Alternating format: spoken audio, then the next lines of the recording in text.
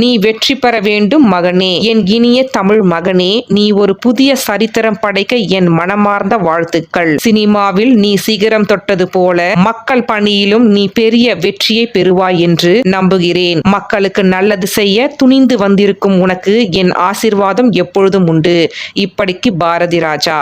இனி மக்களுக்கு பொற்காலம். இத்தனை வருஷமா ஊழல் பண்ணி மக்களை குடிகாரனாக்கி தமிழ்நாட்டை அழித்தவனிடம் இருந்து காப்பாற்ற புது சக்தி ஒன்று வந்திருக்கு. இந்த முறை நிச்சயமாக ஒரு மாற்றம் இருக்கும்.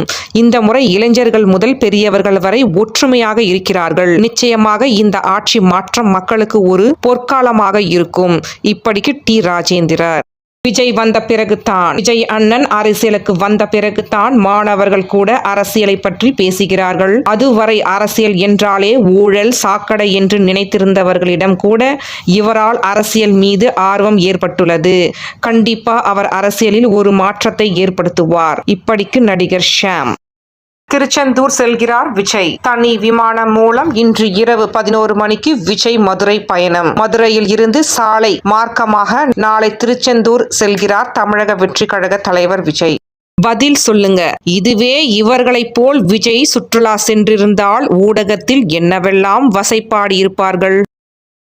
இன்னைக்கு நேத்து உருவான கட்சி இல்லடா தாவேகா என்னும் அதன் புகழ் கொடி கட்டி பறக்குது. தமிழக வெற்றி கழகம் டைம் டு லீட் தளபதி விஜய். நிறைய பேரு கேக்குறாங்க, எவ்வளவு காசு வாங்கின டிவிகேக்கு இவ்வளோ போஸ்ட் போடுறேன்னு. ஆனா இது காசுக்காக இல்ல, சின்ன வயசுல இருந்து பார்த்து வளர்ந்த என் அண்ணனுக்காக, என்னோட தளபதிக்காக. எல்லா பக்கமும் விஜய்க்கு மவுஸ். விஜயின் அரசியல் வருகையை கண்டு வெற்றி வாய்ப்பு உள்ளதாக கருதிய கட்சிகள் முதல் கோயம்புத்தூர் சவுத் மற்றும் நார்த் வரை அனைத்து தரப்பினரும் அச்சமடைந்துள்ளனர். இப்படிக்கு ஜோதிடர் செல்வி.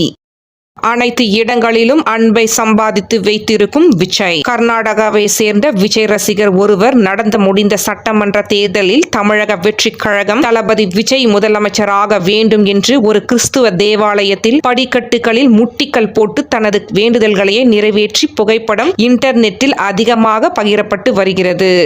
நன்றி நண்பா.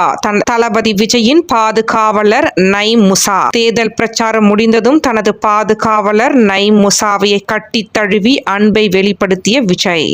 சாதாரண விஷயம் இல்ல. ஒரு தலைவன் கட்சி ஆரம்பிச்சு 2-3 வருடத்தில் இரு பெரும் திராவிட கட்சிகளையும் 60 வருடம் ஆன ஒரு கட்சி, 30 வருடம் மேல ஆண்ட ஒரு கட்சி, அவங்களோட பேச ஒருத்தர் ஆட்டி பார்க்க முடியும்னா அது ஒரு பெரிய மெசேஜ். இது ஒரு சாதாரண விஷயம் இல்ல. இப்படிக்கு ரங்கராஜ் பாண்டே. விஜய் வேண்டுகோள். தமிழ்நாடு சட்டமன்ற தேர்தல் வாக்குப்பதிவையொட்டி காலை 7 மணியில் இருந்து பகல் 12 மணிக்குள் தங்கள் வாக்கினையை பதிவு செய்திட வேண்டும். 100% வாக்களிப்போம் என்பதை லட்சியமாக கொண்டு ஜனநாயக கடமையாற்றும் வருமாறு விஜய் வேண்டுகோள்.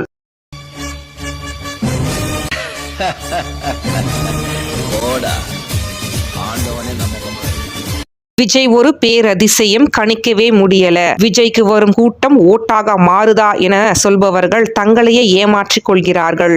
எம்ஜிஆரை பார்த்து திமுக தலைவர்களே கேமராவுக்கு பின்னாடி இந்த பையன் எம்ஜிஆரை மிஞ்சிடுவான்னு பேசுறாங்க. இந்த தேர்தலின் மையம் ஹீரோ விஜய் தான். இப்படிக்கு பத்திரிகையாளர் மணி.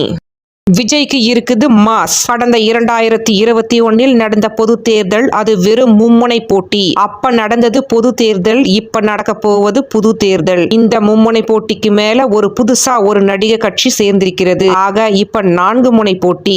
பல பெரிய கட்சி கிட்ட கோடியா இருக்கலாம் காசு, ஆனால் அவங்க கிட்ட இருக்குதா லேட்டஸ்ட் போஸ். ஆனா விஜய்க்கு இருக்குது சினிமால மாசு, அரசியலுக்கு அதுவும் ஒரு விதமான ஃபேஸ். இப்படிக்கு டி. ராஜேந்திரன். பொதுவா ஒரு ஃபெஸ்டிவல்ல எல்லாருமே நியூ ட்ரெஸ் எடுப்பாங்க. ஆனா இங்க தமிழ்நாட்டுல மட்டும் ஒரு கூட்டமே எலெக்ஷனுக்கு ட்ரெஸ் எடுத்திருக்காங்க. மன்னர்களை உனக்கு காட்ட வரனா. விஜய் அண்ணா ஜெயிச்சா மக்கள் நல்லா இருப்பாங்க, இல்லையா திரும்ப இவங்க கிட்ட மாட்டிக்கிட்டு முழிக்கணும். கடைசியா ஒரே ஒரு வாய்ப்பு கொடுங்க. Vote for TVK.